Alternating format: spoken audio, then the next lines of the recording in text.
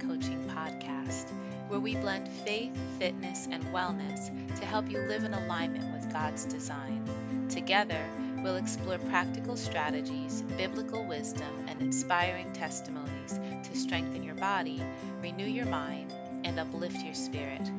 Our Well Woman foundational scripture is 3 John chapter 1 verse 2. Dear friend, I pray that you may enjoy good health and that all may go well with you, even as your soul is getting along well. This is a space for us to grow in faith and wellness together. Welcome back to the Well Woman Coaching Podcast, where faith meets wellness. I'm your host, Alexis Crisp, certified Christian life coach, fitness trainer, and nutrition educator. Today, in part two of our Cycle Syncing for Faith, Fitness, and Fullness of Life series, we are focusing on the menstrual and follicular phases. These are your body's built in times for rest, renewal, and rebuilding. If you missed episode 1, I encourage you to go back and listen for an overview of all four phases and how this God given rhythm can become a framework for your health and wellness. Let's go deeper.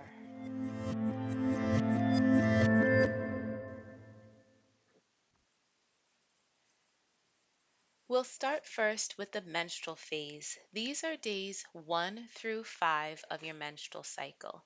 This is the first day that you bleed.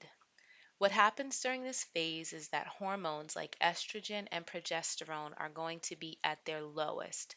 Your body is doing very important work, and that's why it is time to slow down. I always want scripture in my life to back up all of the things that I'm trying and my wellness practices. Matthew chapter 11, verse 28 reminds us, "Come to me, all you who are weary and burdened, and I will give you rest." This is your physical and spiritual invitation to pause and receive that rest. Now, what foods should we be having during this menstrual time, days 1 through 5?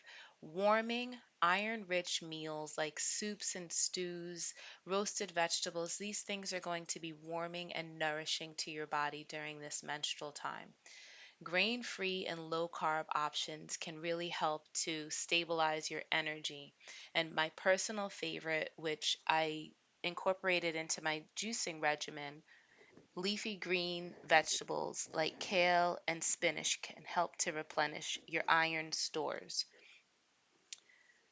Some other tips for what you can eat based on the cycle syncing method that I read in that book, In the Flo by Alyssa Vitti. That's what brought this into my awareness a few years ago. There are certain foods that are recommended. So when I looked at the list, I just very loosely, casually started to incorporate these things. I was already juicing at a very high level, so it was not difficult for me to add this as another level of my juicing.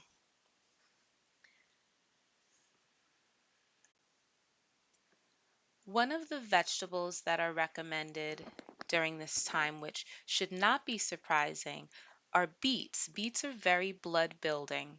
So it wasn't surprising to me when I saw this in the menstrual phase. And again, based on where I was at in my own wellness journey at the time, I look at these things as like, what makes sense? Does it make sense that we eat the same foods all year long based on how God has set up seasons for us? No, it does not. So it made sense to me that since my body is actually going through its own four seasons every month, that also I should not be eating the same foods all month. And that is how I looked at this as a guide. So days 1 through 5, there are a lot of things that recommended, but I only highlighted the ones that, first of all, that I knew what it was and that it was something I could easily incorporate. So beets and kale are highly recommended during the menstrual phase. In terms of fruit, blackberry, blueberry, and watermelon are recommended. Also, kidney beans. If you are a meat eater, that is a time for duck, which I do not eat duck or pork, but those two are recommended during your menstrual phase. Another thing that's recommended is miso and bancha tea. I have started drinking bancha green tea as part of my regimen, which I'm drinking it all month long, not specifically during the menstrual phase. But this is good to just have in our awareness of a framework during the month on what to eat and how to live our lives. So that's the menstrual phase. Beets and kale, highly recommended, leafy green vegetables are going to help to replenish your iron. And then in terms of fitness, how should we be exercising during this season of the month for us? For the menstrual phase, you're really going to want to do low impact. If you're a high level athlete, what's low for you is not going to be the same as for the average person. So for the average woman, it is recommended that you rest. Walking is sufficient exercise. If you do any type of restorative stretching practice, if you have a yoga practice in your life, if that aligns with your spiritual and wellness journey, that is the time for it. Mat Pilates, that are going to be gentle, restorative, and more in a recovery mode for your body. This is a great time to be stretching using your foam roller. Avoid pushing and trying to do your personal best during this time. So if you are a runner, you play tennis, whatever things that you have going on, this is not the season of the month for you to try to break records. Focus on restorative movements. And here's a little bit of what the science says is that during menstruation, some women actually perform better on tasks that require focus, so, not your physical endurance, but your mental endurance. Tasks that require focus. One study found that we had a faster reaction time and fewer errors, and that's from the Times that was published in 2024. So that means while your body may want to rest, your mind can still be sharp. And I find that fascinating. So, again, once I got this information and started to leverage my menstrual cycle as a superpower, not a hindrance, not a burden, not a curse, not anything for me to dread. Also, keep in mind if you have listened to my previous episodes, as a result of juicing and all of the beneficial foods and fitness that I've incorporated into my life, I have completely rid myself of any type of menstrual cramps at all. And when I say at all, I mean at all. I do not feel anything happening when I have my period. it is it's just a thing that's happening. I honestly need reminders. I have to be reminded that I have my period because I don't feel anything happening. And it's been 5 years for me. As long as I keep my nutrition on point, my fitness on point, I do not have menstrual cramps at all. So I need to tap into this cycle syncing to remind myself to rest because I do feel pretty great while I have my period, but it's not going to be the time for me to set any personal fitness records. I want to honor my body, honor this season, honor this design that God has placed, and give myself an opportunity to even practice rest. For those of us who rest is a challenging area for us, an opportunity for growth. When I do have my period and I'm bleeding, it's a time for me to practice the practice of rest. It is time for me to sit still. So that is the menstrual phase, and that's days 1 through 5.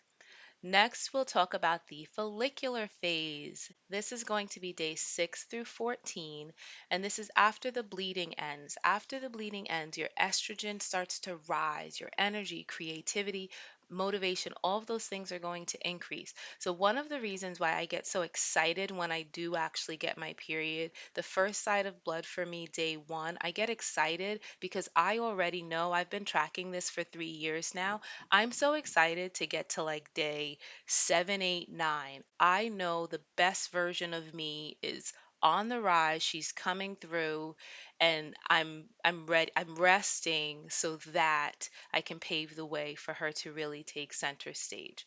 So once the bleeding ends, estrogen begins to rise. Your energy, creativity, and motivation, all of those things are going to increase. What does scripture say? Ecclesiastes chapter 3 verse 1. Again, we're going to lean on this. There is a time for everything and a season for every activity under the heavens. This is the season, ladies. This is our season for a fresh start. Dream, create, do all of those things that are on your heart. Do it during this follicular time. I tapped into this, and I promise you, even if it's a placebo effect, the placebo effect is still an effect. This has given me a framework to structure my life around, to structure my work and projects and all of these things that has been highly beneficial for me. What are the things we should be eating during this time? Light, fresh meals. If you do eat whole grains and oats and quinoa, it would be the time for that. It's not part of my food practice, but if those are the foods that you eat, this is the season for it. Crisp vegetables are going to be beneficial during this time. So, broccoli and zucchini, those things are going to be very helpful. And again, this is day 6 through 14. So when I looked at this list again as a framework, just a guide, I highlighted the vegetables I was already taking in. So it's broccoli, lettuce, parsley, green peas, string beans, and zucchini. I highlighted them and said, great, I'm already juicing a lot of these things.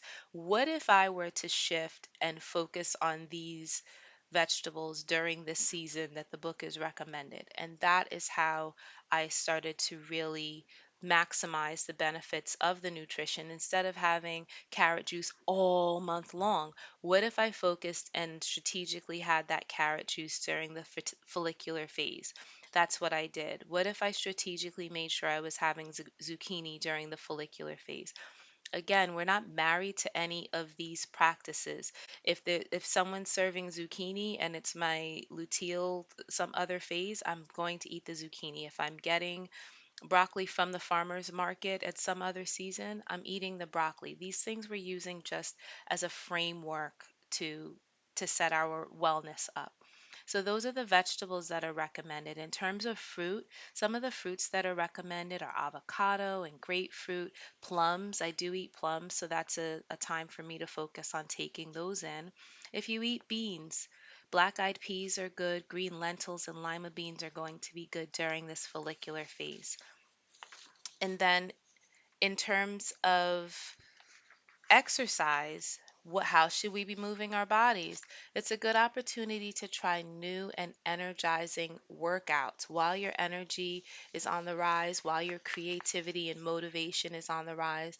This is the time to try a dance class, go hiking, jump rope, any of those things that are new. Somebody invites you to hip hop dance class, you might be more likely to you feel more adventurous during this follicular time, days 6 through 14, to take the leap and give it a shot because your energy and creativity are higher during these times.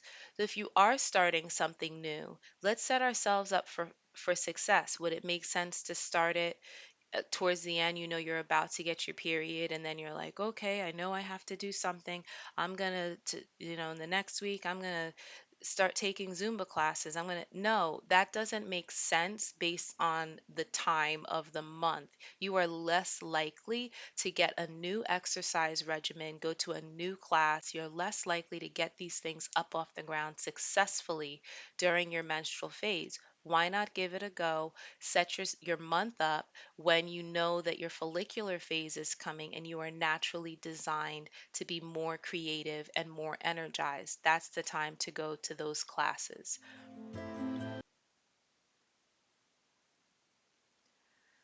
Remember, this is not about having rigid rules. It's about stewardship of the temple God gave you. Some months are going to go smooth, and every month is a different month. Your body is your guide, it is not your enemy. I really encourage everyone to start to honor these natural rhythms that God has given us. The goal is to create rhythms that help you to serve, create, and rest in God's timing rather than forcing ourselves into the world's constant hustle. There's an exact right time of the month where we are at our best and it feels like we can keep up with everything that's going on. But don't be down on yourself during your menstrual cycle when you aren't the same version that you were just a few weeks before because you're just in a different rhythm. Let's honor our cycles. So, an action step we can take this week: track which phase you're in and then try to match up your foods and your workouts to that phase. So far, we've only gone over the menstrual and follicular. And remember, in the menstrual, we want to rest, and in follicular, we can start to take it up a notch. Follicular is when you're going to go try out that dance class. You can be jumping rope. If you've always wanted to try a cycling class, do it during that follicular time. So start to keep track of what your body is saying and doing, how it responds, your energy, your moods, and even your focus. And over time, you will start to discover what works best for you. Next week, we'll look at the ovulatory and luteal phases, your times to shine in your strengths and steward your energy for what's ahead. Thank you for joining me today on the Well Woman Coaching Podcast. My prayer is that what you heard inspires you to care for your body, strengthen your spirit, and walk boldly in your God given purpose. If this episode blessed you, subscribe, leave a review, and share it with another woman who's ready to live well. You can find more resources, coaching, and ways to connect with me at wellwomancoaching.net. Until next time, remember 3 John chapter 1 verse 2. Dear friend, I pray that you may enjoy good health and that all may go well with you, even as your soul is getting along well. Let's keep growing in faith and wellness together.